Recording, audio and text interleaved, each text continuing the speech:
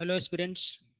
Today I am going to discuss about the Bihar budget, and it is important for the current ongoing session for interview. So I am going to discuss Bihar budget.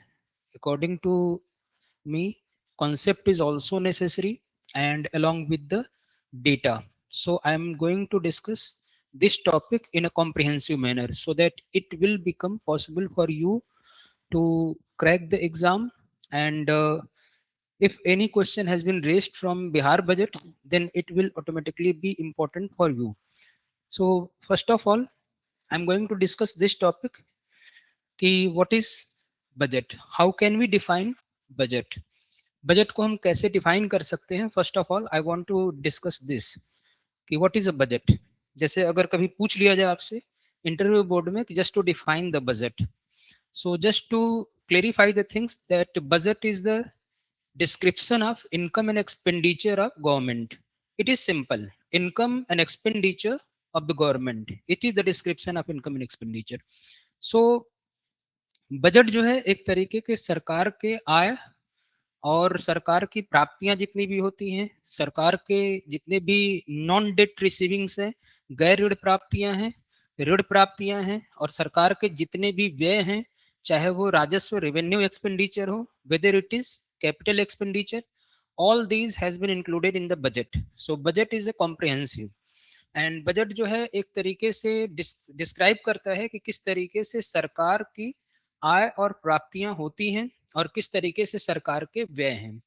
तो budget एक simple factor है और जिसके माध्यम से देश की fiscal policy यानी राजकोषीय नीति गाइड होती है.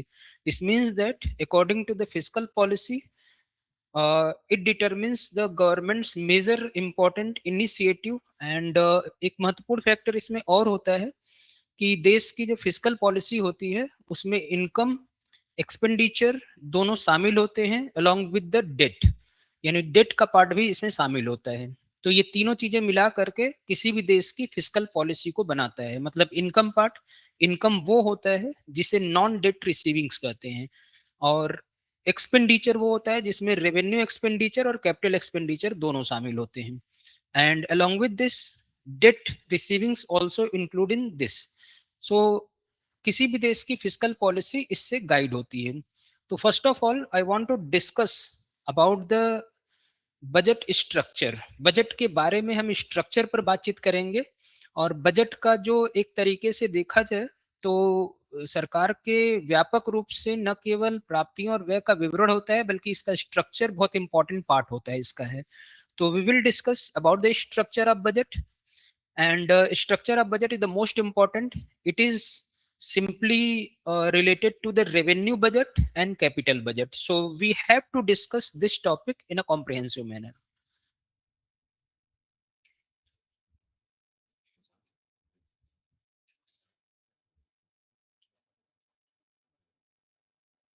So budget and its structure.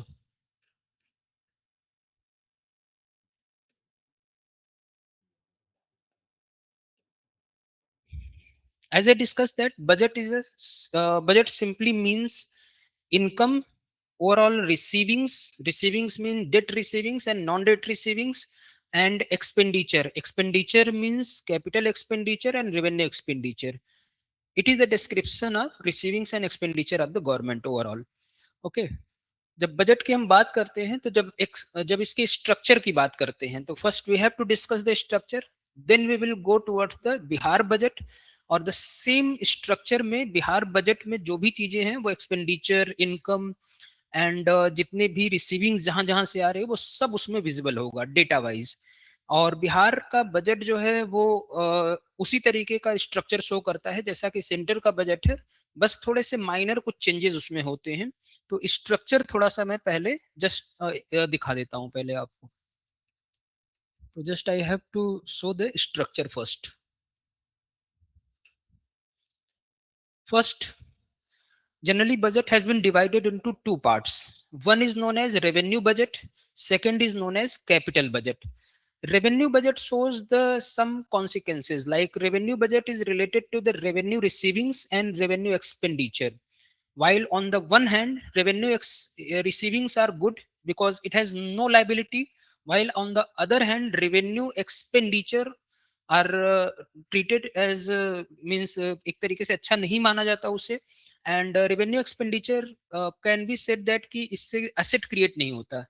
सो इसको अगर इकोनॉमिक्स के बेसिक प्रिंसिपल पर जाऊं जो एसेट क्रिएशन का प्रिंसिपल है, तो उसकी बेसिस पर रेवेन्यू बजट जो है उसमें revenue expenditure part is not good because it will not create any asset for the country, but it is important and government इसको इग्नोर नहीं कर सकती है, ये इंपॉर्टेंट फैक्टर होता है।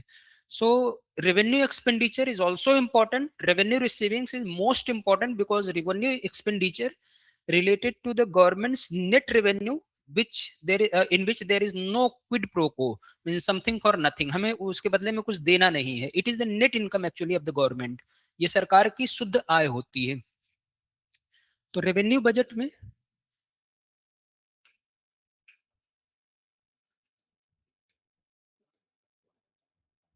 Revenue receipts and revenue expenditure इसमें आते हैं, and revenue receipts are the most important as I discussed, and revenue expenditure although necessary, but it is not going to create any type of asset for the country. And second part of the budget is capital budget.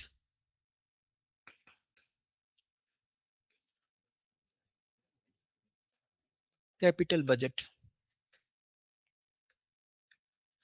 So revenue budget and capital budget. Revenue budget can be divided into two parts. First is known as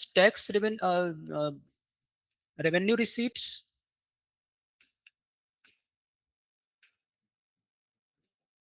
and second is known as revenue expenditures.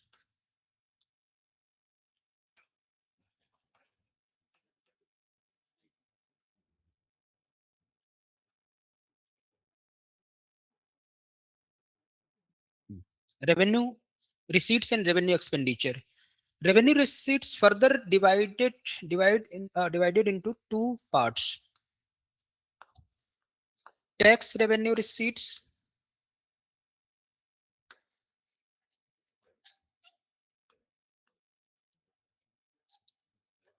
and non-tax revenue receipts.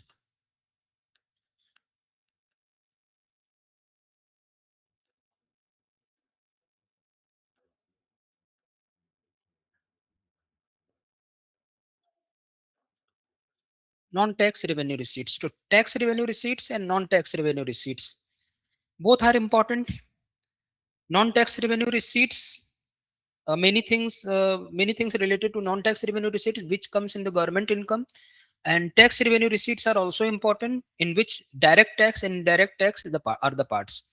So non tax revenue receipts का मतलब वैसे रिसीविंग्स हैं सरकार की जो tax नहीं होती हैं। जैसे अगर सरकार ने कहीं पर उधार दे रखा है और उधार के बदले में उनको इंटरेस्ट पेमेंट मिलता है, तो that is known as non tax revenue receipts, क्योंकि जितना भी इंटरेस्ट पेमेंट सरकार रिसीव करती है वो नॉन टैक्स रेवेन्यू रिसीट्स का हिस्सा होगा। It will be the part of non tax revenue receipt, and generally government runs the many companies and involves in many projects as a shareholder, तो उनके बदले में उनको डिविडेंड मिलते हैं, उनको प्रॉफिट मिलता है, तो dividend and profits are the parts of the non tax revenue receipts. And apart from this many other things like सरकार कभी कभी विदेशों से ग्रांट भी प्राप्त कर लेती है, ठीक है। ग्रांट एक तरीके की हेल्प होती है जो डेवलपमेंटल वर्क के लिए मिलती है, या फिर कभी कभी डिजास्टर को समन करने के लिए मिलता है, मतलब देश में डिजास्टर आया हुआ है जैसे ड्रॉट या फिर फ्लड या फिर सुनामी या फिर साइक्लोन और समथिंग अदर लाइक अर्थक्वेक, तो उसके बेसिस पर देशों को दूसरे देश की सरकारें या multilateral institutions generally provides a type of grant. it is the net income of the government and it is the part of the non-tax revenue receipts, so it is also important for a country and for the state also। Non tax revenue receipts देश के लिए भी और राज्य के लिए भी, दोनों के लिए सेम मैनर में आता है ये। और अगर मैं non tax tax revenue receipts and non tax revenue receipts की बात करूं, तो ये दोनों किसी भी देश में, इनफैक्ट किसी भी देश में और किसी भी राज्य सरकार के लिए रेवेन्यू का बहुत इंपॉर्टेंट सोर्स होता है, and as I discuss that there is no quid pro quo in it, mean something for nothing. इसके लिए हमें किसी को कुछ पेमेंट नहीं करना है। It is the net income of the government and it is the most important income. While on the other hand, revenue expenditure is also important, but it will not create any type of asset. Although it will reduce the disposable income of the government, but it will not create any type of asset for the country. It is desirable, it is necessary, क्योंकि बहुत सारे खर्चे इसमें आते हैं। इसको भी हम लोग कई तरीके से डिवाइड कर सकते हैं, स्पेशली अगर अकॉर्डिंग टू बिहार बजट की बात करें तो बिहार बजट के अनुसार इसको development and non development expenditure में हम इसे डिवाइड कर सकते हैं। Development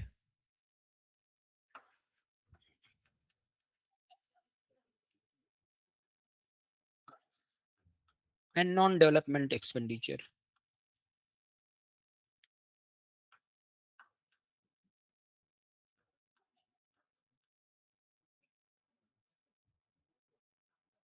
development and non development expenditure, and according to Bihar budget, the data has been given related to development expenditure and non-development expenditure. We will discuss that.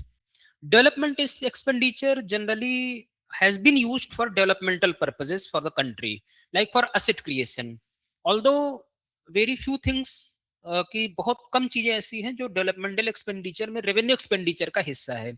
कोई asset creation का मामला अगर हम देखें, जैसे मान लें कि कहीं पर सड़क बनवाना है, कहीं पर फैक्ट्रीज लगानी है, कहीं पर पोर्ट एयरपोर्ट बनवाना है, तो वो एसेट क्रिएशन का मामला है। लेकिन कहीं ना कहीं वो एसेट क्रिएशन रेवेन्यू एक्सपेंडिचर में बहुत कम आता है, और इसीलिए डेवलपमेंटल एक्सपेंडिचर का पार्ट इसमें कम आता है थोड़ा।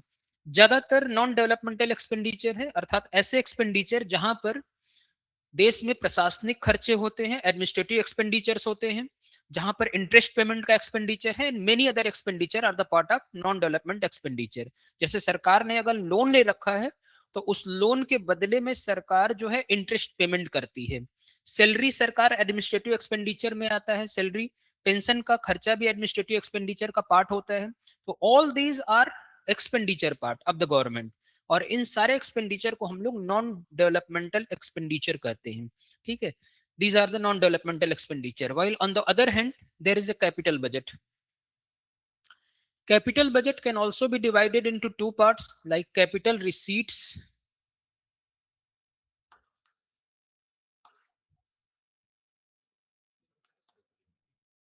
Capital receipts can be divided into two parts. First, sale of assets.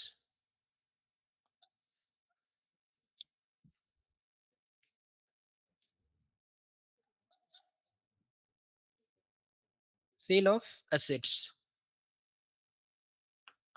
and recovery of loans.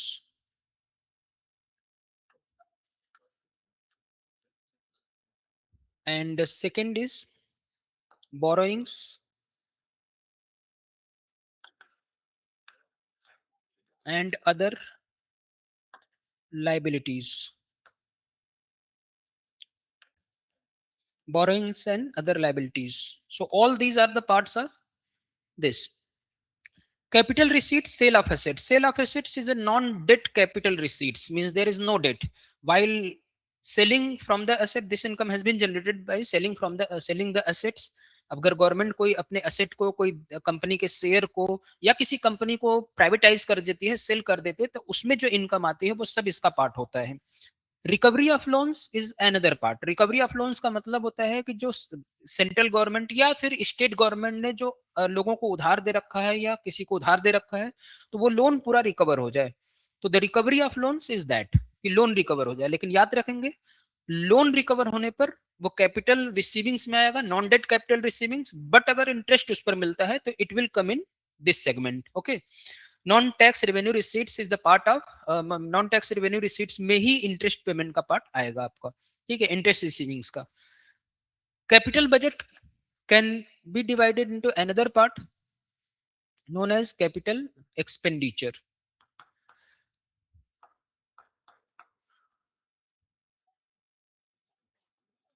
Capital expenditure also divided into developmental and non-developmental.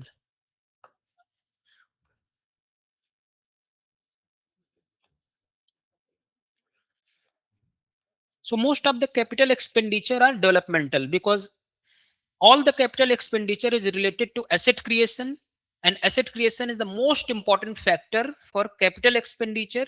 It will create asset for the country, it will create highways, it will create a type of ports, airports, industries, etc. So it will create a lot of things like school colleges has also been built there in this this type of expenditure. Apart from this, it will also create a type of irrigation facility, warehousing facility, and electricity facility also. So there is a type of asset creation in this type of expenditure, and it will benefit a lot to a country. So this type of expenditure is better for the country, and government को ये चाहिए कि इसमें ज्यादा expenditure करे, but there is a disbalance between revenue expenditure and capital expenditure, because most of the expenditure जो होता है देश में, वो चाहे राज्य सरकार का हो चाहे केंद्र सरकार का, एक डिसबैलेंस इसमें बना हुआ है। ठीक है, we will discuss according to data. So first of all there is lot of things इसमें जो फर्दर क्लासिफिकेशन इसमें किया गया है, we will discuss also. revenue receipts is the most important receipt. As I discussed, first thing, it is the pure income of the government. There is no liability in it, means its nature is no quid pro quo. The most important means something for nothing, सरकार को इसके लिए कुछ देना नहीं है, सरकार की शुद्ध आय होती है।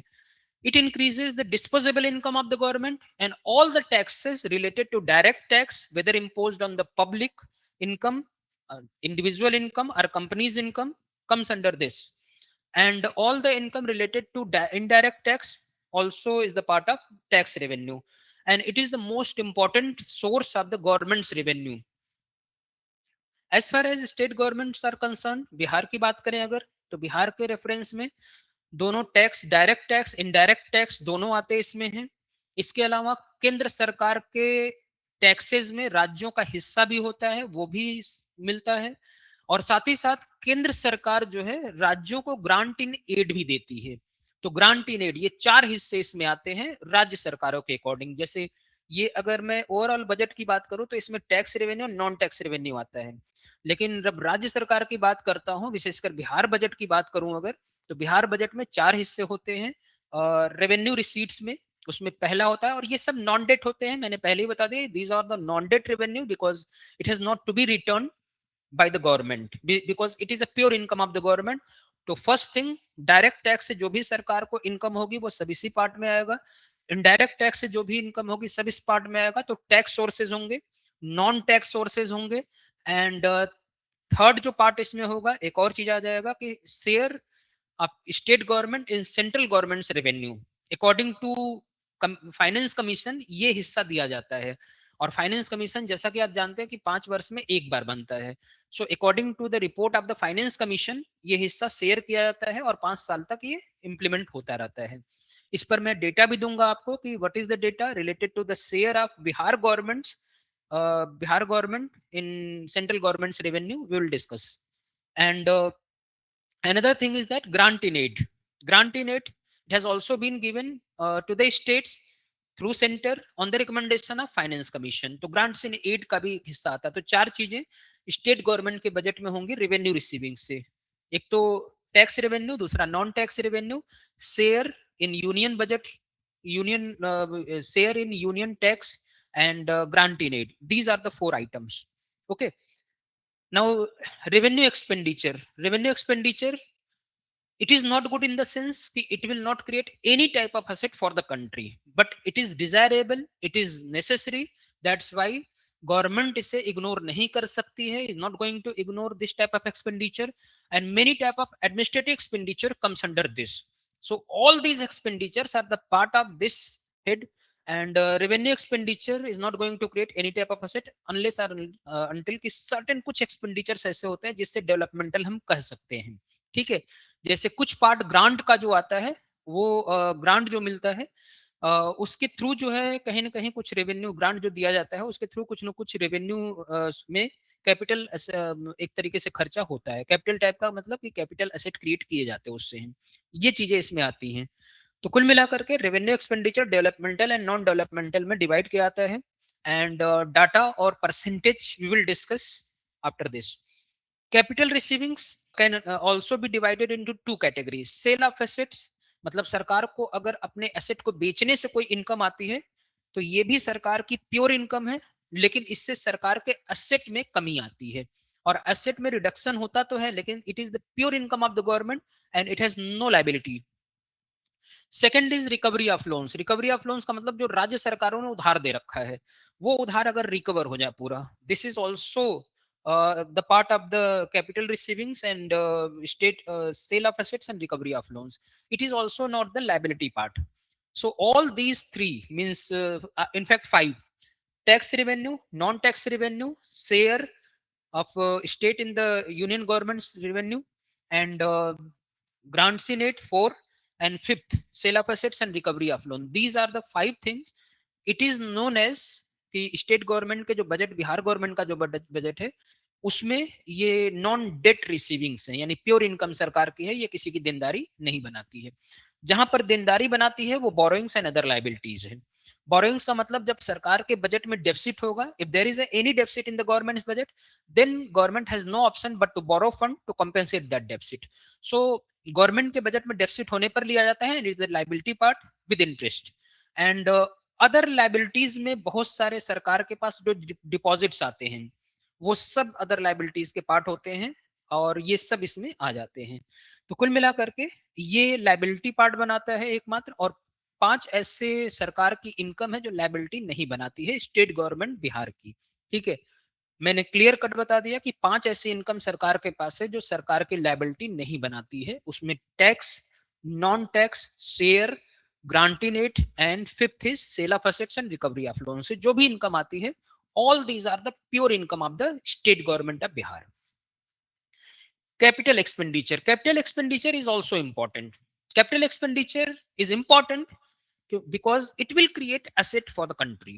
So it is developmental expenditure and most important expenditure for the country, and it will create lot of asset like irrigation facilities in the villages, road, railway, transportation, highways, port, airport, schools, colleges, research institutions, training institutions, warehousing, etc. and etc. This type of expenditure will create, and will create also a conducive atmosphere for the country, and will create a type of employment opportunities for the people. So it is important. It will increase the a type of economic growth for the country. So all these are the factors.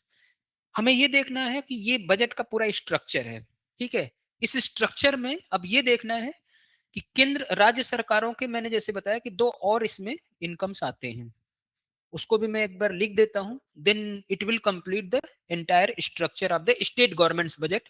जबकि central government के budget में यही चीजें आती हैं।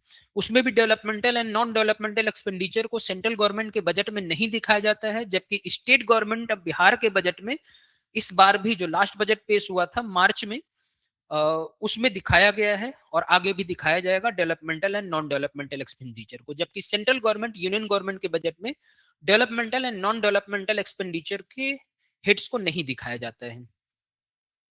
तो इसमें share एक आ जाता है, share of states, share of state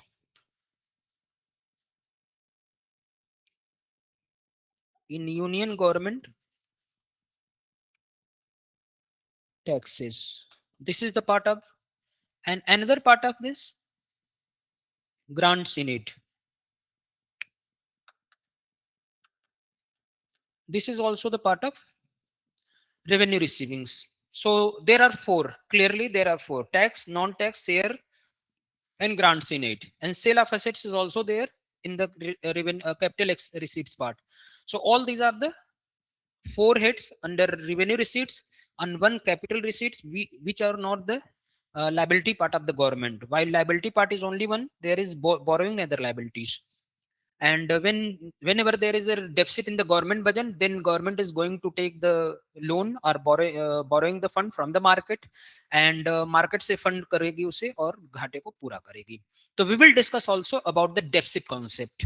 Okay, so first of all, this is the Bihar budget. So I have to discuss according to the concept that I already discussed and structure that I already discussed. According to that structure, I have to discuss the overall government's budget, Bihar government's budget. And this is most important part. So just to uh, read this part, and you have to prepare the budget, this year's budget, and also economic survey. I will have to discuss the economic survey in later part. So Bihar government का budget जैसा कि clear है कि 3 मार्च को ये present हुआ था. सो 3 मार्च को बिहार के जो फाइनेंस मिनिस्टर थे और डिप्टी चीफ मिनिस्टर भी, उन्होंने ये बजट पेश किया था. And this budget was presented by सम्राट चौधरी. श्री सम्राट चौधरी के द्वारा ये बजट पेश किया गया था. और इस बजट का टोटल जो बजट है उसका 3.17 लाख करोड़ रुपए का बिहार का बजट था 2025-26 का, जो 3 मार्च को प्रेजेंट किया गया था. तो कुल टोटल बजट 3,17,000 करोड़ रुपए का ये रहा है. And its primary this budget actually prioritize, or its primary objective is to focus on the education sector and women's empowerment. Two are the core areas which the government has emphasizing. ठीक है, तो इस budget के through government का emphasis इस ओर है. Because government know very well कि अगर चाइल्ड डेवलपमेंट होगा तो this means that they are going to create asset for the country, means capital, means a type of human capital has been created there. So child budget पर focus किया गया है और child education और education sector पर focus किया गया specifically है, क्योंकि education will create human capital and it is one of the most important element कि अगर ह्यूमन कैपिटल को क्रिएट करना है तो one of the most important element. तो first of all I want to discuss that human capital का मतलब क्या है. ह्यूमन कैपिटल का मतलब होता है कि अगर उसके पास कुछ चीजें हैं, जैसे उसमें कुछ इन्वेस्टमेंट कर दिए गए हैं, जैसे एजुकेशन का इन्वेस्टमेंट कर दिया गया है या हेल्थ का इन्वेस्टमेंट कर दिया गया है, या फिर अगर देश में ट्रेनिंग पर इन्वेस्टमेंट उसके हैं, या फिर housing, sanitation and drinking water पर है. दिस मीन्स दैट कि human productivity will increase. And if humans productivity will increase, then he or she will be the capital for the country. That's why we are still saying that India is experiencing a condition of demographic dividend. Bihar is also experiencing the condition of demographic dividend, but we have to use that demographic dividend by investing certain things in them. So we have to create human means a demographic dividend into human capital. तो भारत का जो मानव है वो labour force ज्यादा है भारत में. 15 साल से लेकर के 59-60 ईयर्स तक के लोग हैं, मैक्सिमम नंबर है. एवरेज मीन मीडियन एज जो भारत का 28 ईयर्स माना गया भी है. बहुत यंगर पॉपुलेशन भारत में है, लेकिन भारत की सरकार की प्रायोरिटी और राज्य सरकार की प्रायोरिटी इस दिशा में होनी चाहिए. बिहार में भी डेमोग्राफिक डिविडेंड की स्थिति है, तो प्रायोरिटी इस दिशा में होनी चाहिए कि उनको हम कैपिटल बनाने पर फोकस करें. Our priority is to focus on the means create a human capital there in the country by investing in them, the education, the health, the sanitation, the drinking water, the training, and the housing. We have to invest in them so that they will be created as human capital. Then only we would capitalize the human workforce, human labor force, और उनकी productivity ज्यादा होगी तो देश के production को बढ़ाने में वो रोल प्ले करेंगे. And the same thing is happening in the Bihar government's budget. Bihar government के बजट में एजुकेशन पर फोकस किया गया है, one of the most important aspect. इसमें ह्यूमन को कैपिटल बनाने के लिए एक इंपॉर्टेंट एस्पेक्ट ये माना जाता है. वुमेन एम्पावरमेंट पर फोकस किया गया है. It is also an important factor, क्योंकि वुमेन एम्पावरमेंट का मतलब है कि वुमेन शुड बी एम्पावर्ड. अगर उनका हिस्टोरिकल रूप में एक्सप्लॉटेशन हुआ है तो they should be given priority in their development. And it is our objective, our country's objective, union government's objective and Bihar government's objective to integrate them into mainstream society so that they could be means experience a type of कि उनका भी growth हो सके. और ये चीजें बहुत जरूरी हैं क्योंकि we are going to a type of policy has been adopted by the Indian government and state government that inclusive growth should be happened there in the country. So inclusive growth an important factor. Inclusive growth अगर होता है तो इसका मतलब है कि inclusive growth करने के लिए हमें वुमेन एम्पावरमेंट की तरफ जाना होगा। Women should be empowered and the same thing happen in this budget कि वुमेन एम्पावरमेंट पर भी फोकस किया गया है, क्योंकि वुमेन एम्पावरमेंट अगर होगा तो इंक्लूसिव ग्रोथ के टारगेट को हम अचीव कर पाएंगे आसानी से। ठीक है, तो इंक्लूसिव ग्रोथ क्या है? अगर आपसे जैसे पूछ दिया जाए कि what is inclusive growth, define in simple terms. ठीक है, तो simply inclusive growth is a phenomena in which the fruits of growth or fruits of the development should be distributed fairly across all the sections of the society so that everyone could reap the benefits of the development। means especially marginalized section of the society हमें जो है growth को उन तक पहुंचा देना है। और वुमेन चूंकि मार्जिनलाइज्ड क्लास ऑफ सोसाइटी आती है और देश का लगभग 48 to 50% बनाती है, राज्य का भी 48 to 50% बनाती है। सो ये जरूरी है कि उनको हम उन तक लाभ पहुंचाएंगे, और इसलिए बिहार गवर्नमेंट का जो स्टेप है इंपॉर्टेंट है। और इसमें जो है न केवल ह्यूमन वर्कफोर्स को कैपेबल बनाने पर फोकस किया गया है, उनमें स्किल डेवलपमेंट करने पर फोकस किया गया, एजुकेशन के थ्रू ह्यूमन कैपिटल बनाने पर फोकस किया गया, बल्कि वुमेन एम्पावरमेंट पर भी फोकस किया गया है। There is focus. So women empowerment के थ्रू हम एक तरीके से इंक्लूसिव ग्रोथ को भी अचीव कर सकते हैं। It is an important objective. So now we have to discuss about the expenditure part. As I discussed in the above figure or above structure, there are two type of expenditure: revenue expenditure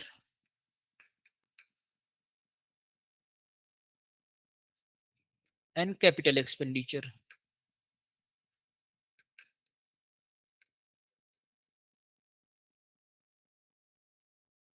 And discussed that revenue expenditure क्या होता है, उसका महत्व क्या है। ठीक है, सरकार इससे इग्नोर नहीं कर सकती है।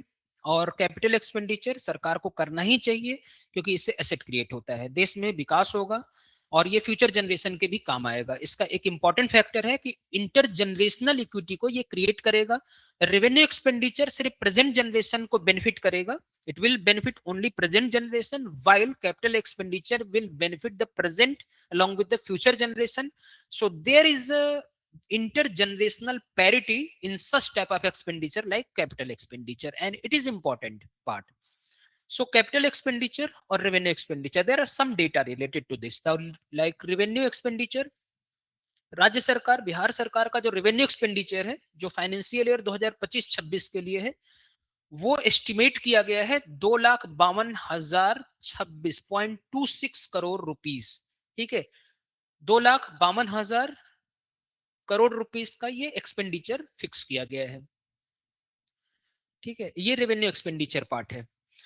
एंड इसमें कमिटेड एक्सपेंडिचर की बात सरकार ने की है। कमिटेड एक्सपेंडिचर का मतलब है कि सरकार के द्वारा वैसे एक्सपेंडिचर है जो सरकार के लिए मैंडेटरी है, वो करना ही करना है, उसमें सरकार रिड्यूस नहीं कर सकती है। That is committed expenditure. Means committed expenditure is such type of expenditures which the government has to do and there is no option to cut down that. Okay, so इसमें तीन चीजें विशेषकर सरकार ने लिखी हुई हैं साफ साफ कि सैलरी जो कुल एक्सपेंडिचर का 20% पार्ट बनाता है, पेंशन बिहार गवर्नमेंट के बजट में 13% पार्ट बनाता है, और इंटरेस्ट पेमेंट जो 9% पार्ट बनाता है। ये बिहार गवर्नमेंट के बजट में सैलरी, पेंशन और इंटरेस्ट पेमेंट को कमिटेड एक्सपेंडिचर लिखा गया है, जबकि और भी खर्चे इसमें आते हैं। ठीक है, expenditure on government schemes will also come under this. तो जितने भी सरकार ने स्कीम्स चला रखी है, चाहे वो सात निश्चय हो, चाहे जीविका के थ्रू प्रोग्राम कर रही हो सरकार, उसमें बहुत सारे खर्चे रेवेन्यू एक्सपेंडिचर का हिस्सा है। ठीक है, ये सारे रेवेन्यू एक्सपेंडिचर का हिस्सा है। Capital expenditure, as I discussed, it is most important in terms of development, while revenue expenditure cannot be ignored by the government. It is desirable, it cannot be ignored by the government, but it will not create any type of capital in the country, in the state. Capital expenditure for financial year 2025-26 is estimated, करीब करीब इसमें 64,894 रुपए का ये expenditure है, जिसे तीन भागों में बांटा गया है। ठीक है, कैपिटल एक्सपेंडिचर तीन भागों में बांटा गया है, और जिसमें कैपिटल आउटले लगभग 40,531 करोड़ रुपए का है। It is almost 40,531 crore rupees capital outlay, while public debt पर जो एक्सपेंडिचर हो रहा है वो 22,819 करोड़ रुपीस का है। ठीक है। एंड लोन एंड एडवांसेस देने में जो एक्सपेंडिचर हो रहा है उस पर 1543 करोड़ रुपए का हो रहा है। Means there are three type of expenditure under capital expenditure: capital outlay which is 40,531 crore rupees, public debt 22,819 crore rupees, and loan and advances are 1,543 crore rupees. These are the three parts covered under the capital expenditure. This expenditure includes expenses on asset creation. So as I discussed that it is most important expenditure because it will create asset for the state. Total expenditure is this, as a discuss earlier, राज्य का कुल जो खर्च है revenue और capital expenditure को मिला करके टोटल एक्सपेंडिचर 3,16,895 करोड़ रुपए का टोटल बजट है एक्सपेंडिचर का। द परसेंटेज अब इसमें देखते हैं कि इसमें परसेंटेज क्या निकाला गया है, मतलब रेवेन्यू एक्सपेंडिचर में कितने परसेंट सरकार खर्च कर रही है और कैपिटल एक्सपेंडिचर में सरकार कितने परसेंट एक्सपेंडिचर कर रही है। तो रेवेन्यू एक्सपेंडिचर में सरकार का जो एक्सपेंडिचर है वो लगभग 79.52% है, while capital expenditure में only the expenditure is 20.48%.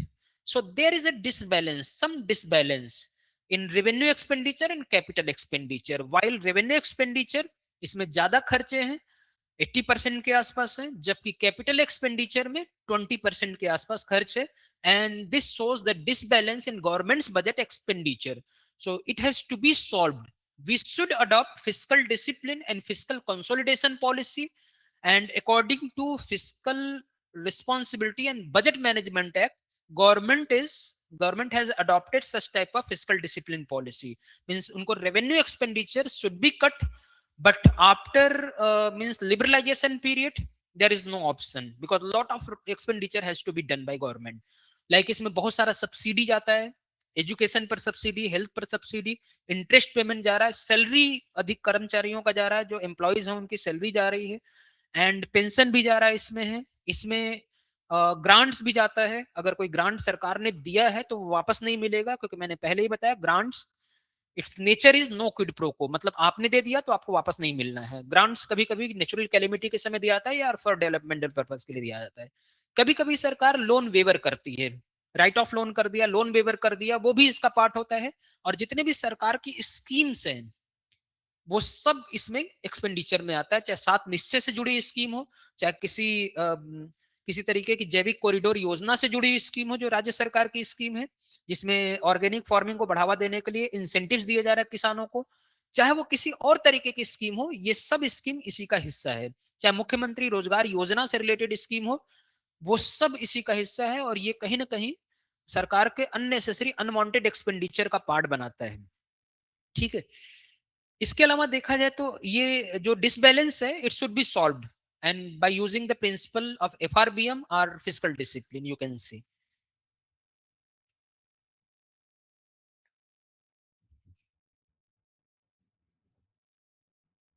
As I discussed earlier in the above topic, that there is a developmental and non-developmental expenditure also. There is a developmental expenditure and non-development expenditure in Bihar government's budget. Developmental expenditure वो होता है जिससे asset create होता है, जिससे देश में उद्योग धंधे लगते हैं, जिससे देश में प्रॉस्पेरिटी आती है, इकोनॉमिक ग्रोथ रेट बढ़ता है, जिससे लोगों को रोजगार मिलता है, वो सारी चीजें इसमें आती हैं। जैसा कि मैंने बताया कि अगर if there is a expenditure of the government to construct the dams, to construct the pulls or bridges, and to construct the metro line, or to construct the highways, port, airport, irrigation facilities, or warehousing, or to establish the industries, or to construct the school and colleges, research institutions, etc. and etc. comes under this. So developmental expenditure is better in terms of कि देश में उससे विकास का वातावरण बनेगा, राज्य में उससे विकास का वातावरण बनेगा। It will create a conducive atmosphere for the development in the state. That's why it is beneficial for the state. And non-developmental expenditure is not good because it is the type of expenditure which has been means it is a type of expenditure जो सरकार द्वारा प्रशासन के लिए किया जाता है, प्रशासनिक कार्यों के लिए, या फिर बहुत सारी योजनाएं चलाने के लिए, बहुत सारा राइट ऑफ करने के लिए लोन को, या फिर इंटरेस्ट पेमेंट करने के लिए जो किया जा रहा है, वो सब खर्चे इसमें आ जाएंगे। नॉन डेवलपमेंटल लोन है क्योंकि इससे किसी तरीके का डेवलपमेंट नहीं हो रहा है। So this type of loan expenditure is also there. इसके डेटा को अगर देखा जाए तो 2025-26 के बजट में जो डेवलपमेंटल एक्सपेंडिचर और नॉन डेवलपमेंटल एक्सपेंडिचर का जो रेशियो है उसको थोड़ा सा हमें देखना है। कुल सरकार का बजट है 3,16,895 करोड़ रुपए का। It is the total Bihar government budget, and in which developmental expenditure is 2,06,818 crore रुपए का है इसमें, and non developmental expenditure is 1,10,076 crore rupees का है ये non developmental. So almost double जो है वो नॉन डेवलपमेंटल एक्सपेंडिचर बनाता है, डेवलपमेंटल एक्सपेंडिचर कम है। ठीक है, टोटल एक्सपेंडिचर जो इतना है जैसा कि मैंने पहले ही डिस्कस किया। अब परसेंटेज इसमें देखते हैं कि बिहार गवर्नमेंट में developmental and non developmental expenditure का परसेंटेज कितना है। What is the percentage of developmental and non developmental expenditure in Bihar government budget? So it is 65.26%, that is non-developmental expenditure, and 34.74%, that is developmental expenditure. So these are the non-developmental and developmental expenditure of Bihar government's budget. Now we have to discuss about the receipts. Receipts, we can divide the receipts into various categories like tax, revenue receipts, non-tax revenue receipts, share of state in union government's taxes, grants in aid,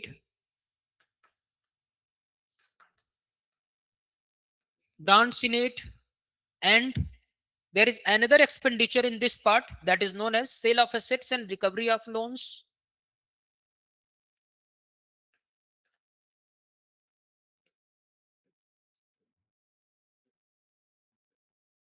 Recovery of loans,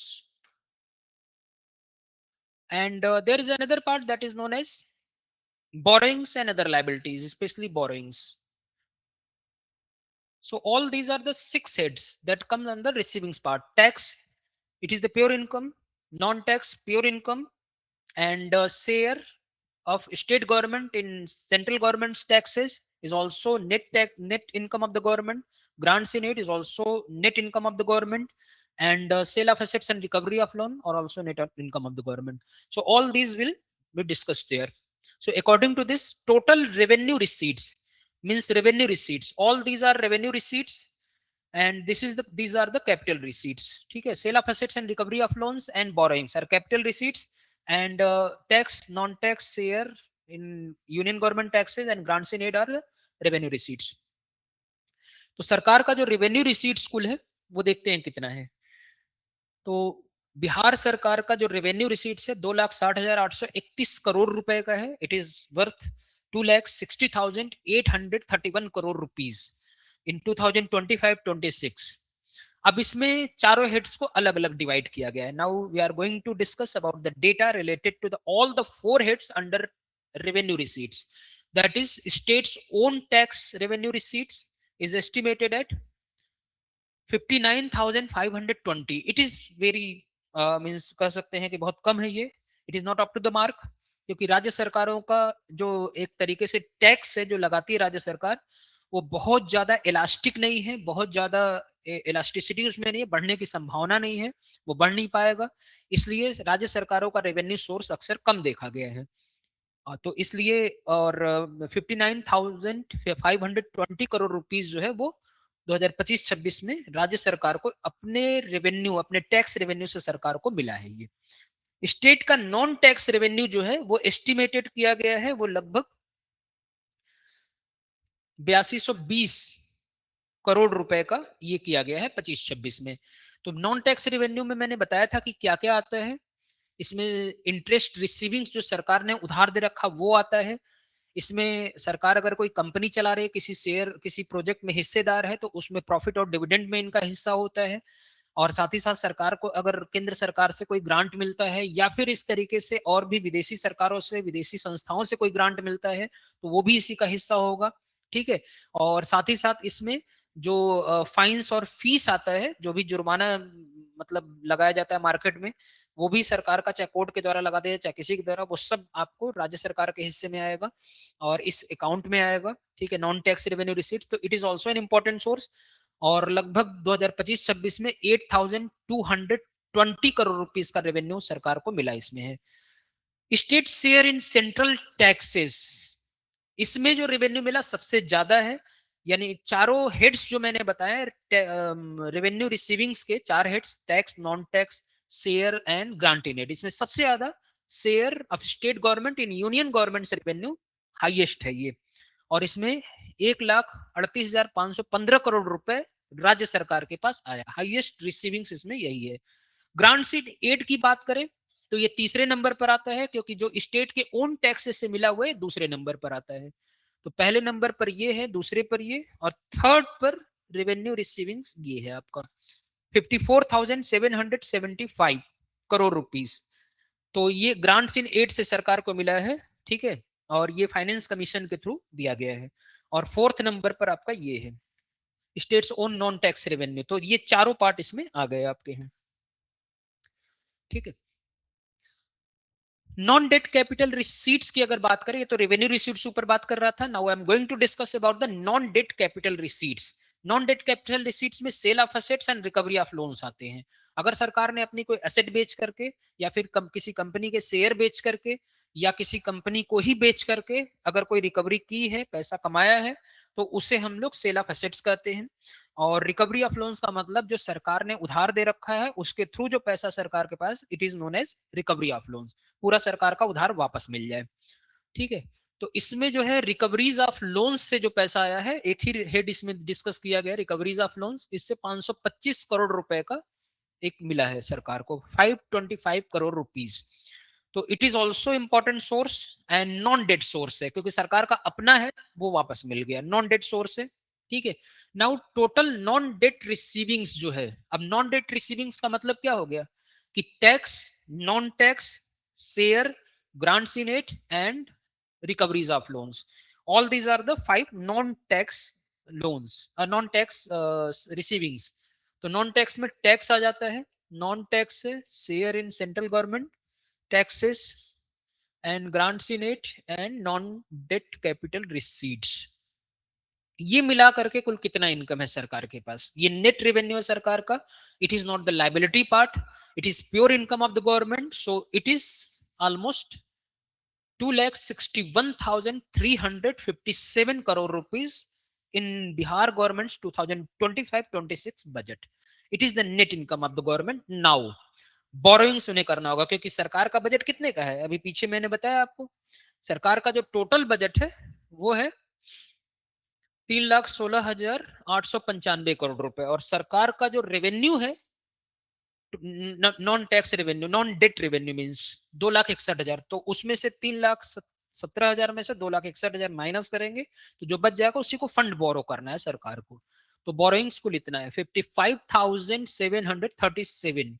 और सरकार अगर borrow करेगी तो there will be problem, interest payment problem, state governments डेब्ट will increase and government has to pay interest. तो ये भी एक चीजें हैं, तो डेट बर्डन सरकार पर बढ़ता जाएगा। अब हमें यह भी देखना है कि ये बोरोइंग्स क्या लिमिट में है या नहीं है, अकॉर्डिंग टू एफआरबीएम एक्ट और according to finance commission report. We will discuss that after this topic. So there is a description in government's budget 2025-26 में रुपया कहां से आ रहा है सरकार के पास, राज्य सरकार के पास कितने कितने परसेंट कहां से आ रहे हैं और रुपया कहां जा रहा है। तो rupee comes in and rupee goes out in 2025-26 Bihar government's budget. So रुपया कहां से आ रहा है और जा रहा है, देखें सरकार के पास सबसे ज्यादा जो रुपया आया है कहां से आया है, मैंने अभी ऊपर बताया कि state share in central taxes सबसे ज्यादा है, 43.68% का ये रेशियो है सबसे ज्यादा, यानी लगभग आधे से थोड़ा कम है और सरकार के रेवेन्यू का सबसे बड़ा सोर्स बनाता है ये। ठीक है। दूसरे नंबर पर जो इसमें आ रहा है वो है tax revenue of the state, यानी सरकार का जो टैक्स रेवेन्यू है वो दूसरे नंबर पर है सरकार के पास, it is in second position, on second position. Apart from this, सरकार के पास जो पब्लिक डेट से, यानी ये वाला जो डेट है उससे जो पैसा आ रहा है वो तीसरे नंबर पर है, ठीक है। तो तीसरे नंबर पर ये है, और ग्रांट इन एड से फोर्थ पोजीशन पर आ जाता है।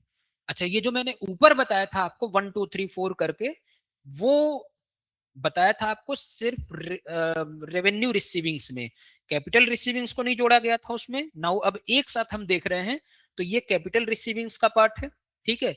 ये बात आप समझ रहे होंगे, कैपिटल रिसीविंग्स का पार्ट है। तो रिकवरी ऑफ लोन्स भी कैपिटल रिसीविंग्स का पार्ट है। तो इसमें फर्स्ट पोजीशन पर आपको ये आ रहा है, सेकंड पर स्टेट गवर्नमेंट टैक्सेस आ रहे हैं, थर्ड पर पब्लिक डेट से आ रहा है, फोर्थ पर grant in aid from the union government, central government, and then non tax revenue से फिफ्थ नंबर पर, एंड सिक्स्थ पोजीशन पर आ रहे रिकवरी ऑफ लोन से। तो all these are the receivings of the government. So you have to consider over that according to the concept. It is also important. Budget is also important part. So you have to cover the topic specifically with ease, and so that you can crack the exam easily. Now, rupee goes out. अगर रुपए को बाहर जाने या रुपए के खर्च की बारे में बात करें, तो रुपी गोज आउट उसको कहते हैं कि कौन कौन सा पैसा सरकार खर्च कर रही है, कहाँ कहाँ से खर्च कर रही है, कितना कितना खर्च कर रही है। Now we have to discuss about that कि कितना पैसा सरकार खर्च कर रही है कहाँ पर। तो इसमें देखेंगे आप लोग कि जो सरकार का एक्सपेंडिचर पार्ट है, उसमें सरकार ने सबसे ज्यादा पैसा जो खर्च किया है सोशल सर्विसेज पर सरकार खर्च कर रही है, ठीक है, almost 30%, more than 30%। Okay, then सरकार का जनरल सर्विसेज पर सेकंड खर्चा है, जनरल सर्विसेज पर। जनरल सर्विसेज में administrative services and all that services will become. Economic services पर थर्ड पोजीशन पर एक्सपेंडिचर है, ओके, इकोनॉमिक सर्विसेज पर। And repayment of public debt, public debt को रीपेमेंट करने पर फोर्थ नंबर पर है ये। लोन एंड एडवांसेस पर सरकार ने जो खर्च किया है वो फिफ्थ पोजीशन पर है, और सिक्स्थ पोजीशन पर है ग्रांट इन एड। तो कुल मिलाकर के सोशल सर्विसेज पर सरकार का खर्चा ज्यादा है, चाहे वो एजुकेशन सर्विसेज हो, चाहे वो हेल्थ सर्विसेज हो, चाहे सैनिटेशन सर्विसेज हो, चाहे ड्रिंकिंग वाटर सर्विसेज हो, हाउसिंग सर्विसेज हो, ट्रेनिंग सर्विसेज हो, these are known as social services, community services. Economic services में जो पार्ट आता है वो आता है बेसिकली कि जो हाईवेज बन रहे हैं उन पर जो खर्चे हो रहे हैं, या फिर और जो तरीके खर्चे हैं इंफ्रास्ट्रक्चर क्रिएट करने के लिए, वो इकोनॉमिक सर्विसेज हैं। जनरल सर्विसेज में जितने भी सरकार के प्रशासनिक खर्चे, एडमिनिस्ट्रेटिव एक्सपेंडिचर लाइक पेंशन, या फिर जो सरकार के खर्चे हो रहे हैं आपके सैलरी पर, वो सब खर्चे उसमें इंक्लूडेड हैं, ठीक है। और loan and advances, repayment of debt, और इसी तरीके से ये है। तो रीपेमेंट ऑफ पब्लिक डेट ये भी है इसमें। तो कुल मिलाकर के पब्लिक डेट को कई बार रीपेमेंट करती है सरकार, यानी लोन वापस कर देती है, वो भी एक्सपेंडिचर पार्ट है, and it will come under this. So all these are the important areas.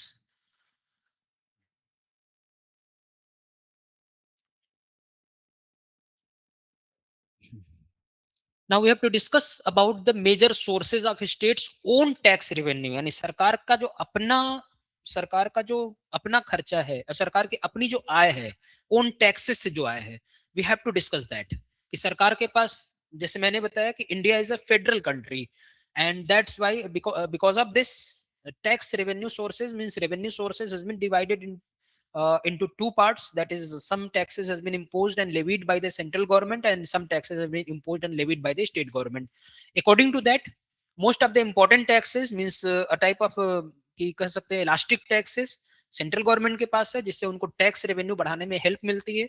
In elastic taxes ज्यादातर राज्य सरकारों को दिया गया है, और इसका ऑब्जेक्टिव भी अपना रहा है बजट में, और इसके थ्रू जो है सरकार कुछ ऑब्जेक्टिव को पूरा करना चाहती थी। इसीलिए हमारे देश के जो विशेषकर जो कॉन्स्टिट्यूशनल मेकर्स थे, उन्होंने ये डिसबैलेंस क्रिएट किया, ताकि भारत में राज्यों का विकास समानता के साथ हो सके, क्योंकि केंद्र सरकार के पास ज्यादा पावर्स होंगी, सेंट्रल गवर्नमेंट ओन्स मोर पावर्स देन, कि वो पैरिटी या समानता के साथ विकास कर पाएगी रेवेन्यू डिस्ट्रीब्यूट करके।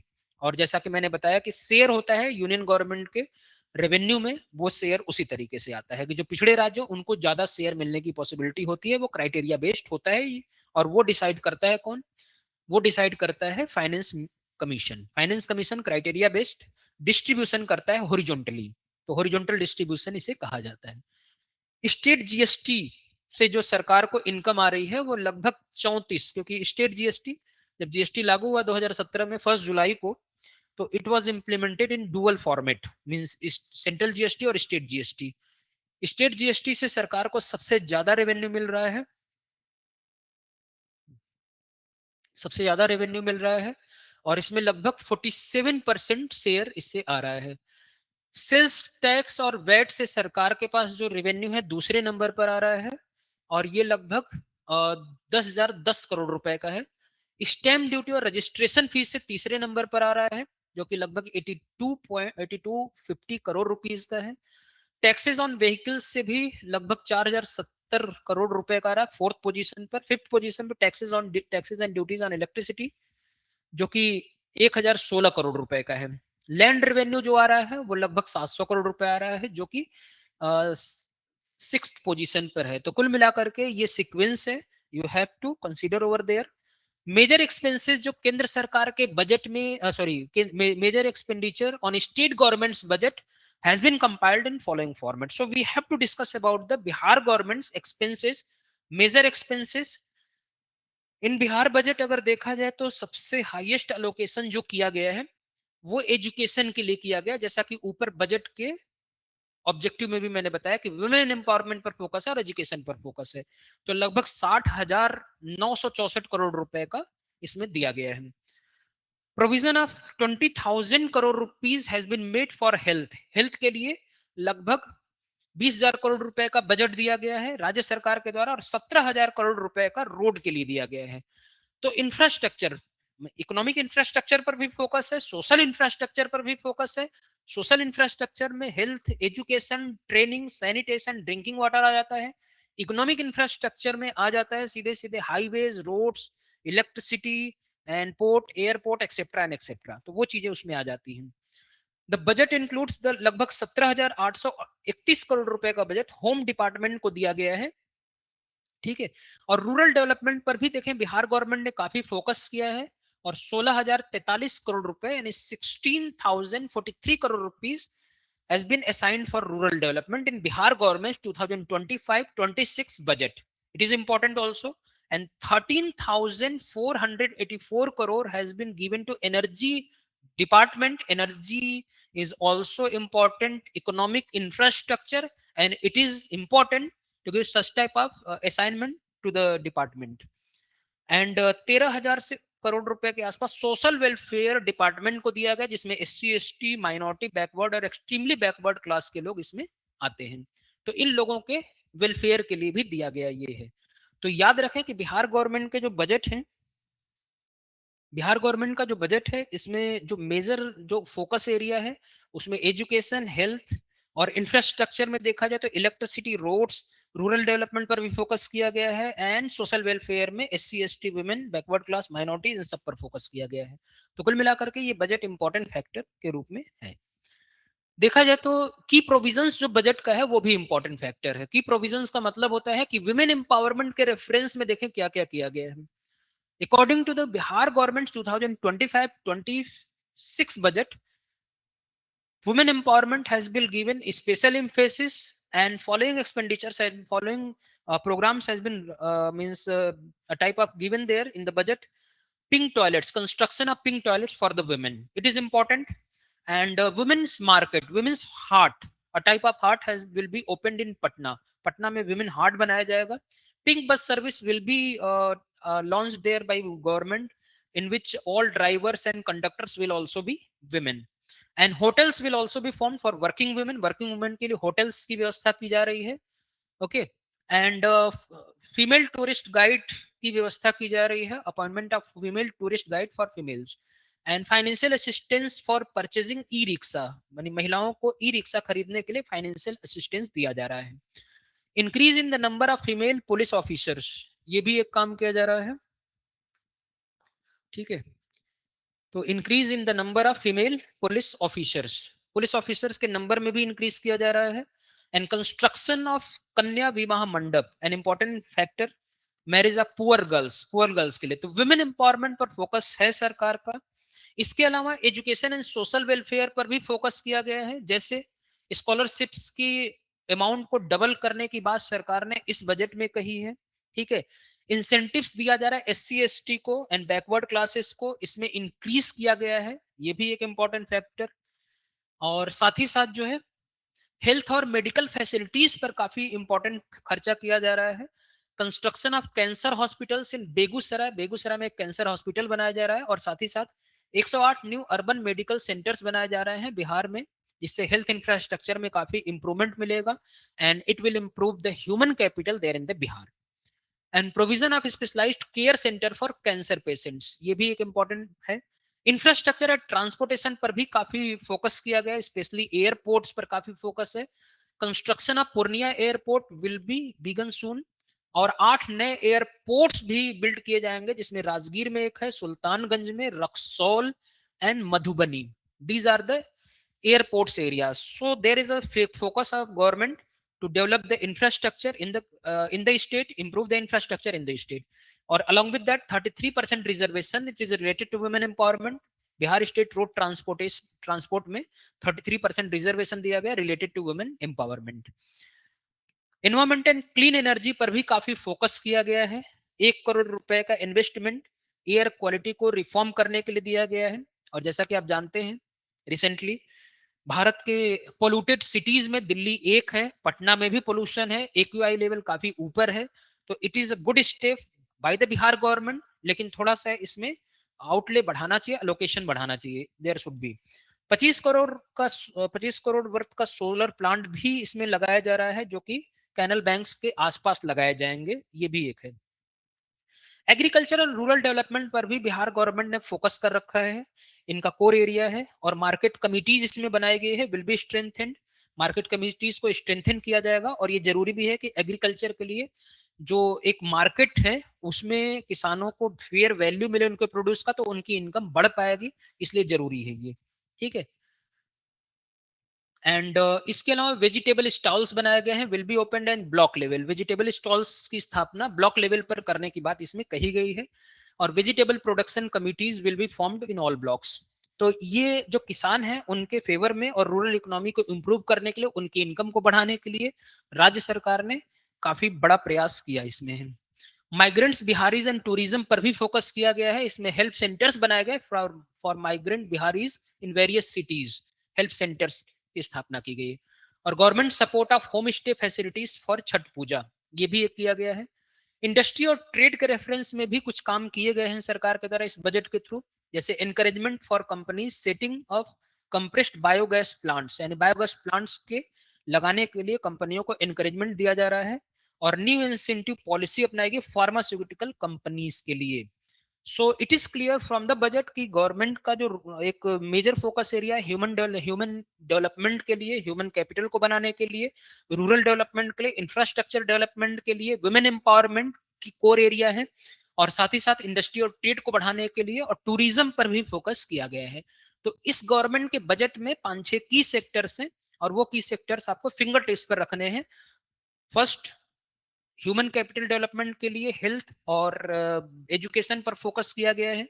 और वुमेन एम्पावरमेंट के लिए बहुत सारी स्कीम्स चलाई गई हैं सरकार के द्वारा, वुमेन एम्पावरमेंट सेकंड एरिया है इनका, रूरल डेवलपमेंट थर्ड एरिया है, and industry and infrastructure fourth, industry and trade fifth, and tourism is sixth. So all these are the 6 areas that will have to be covered in this budget. So Bihar government presented a very good budget there. So it is an important segment. So thank you.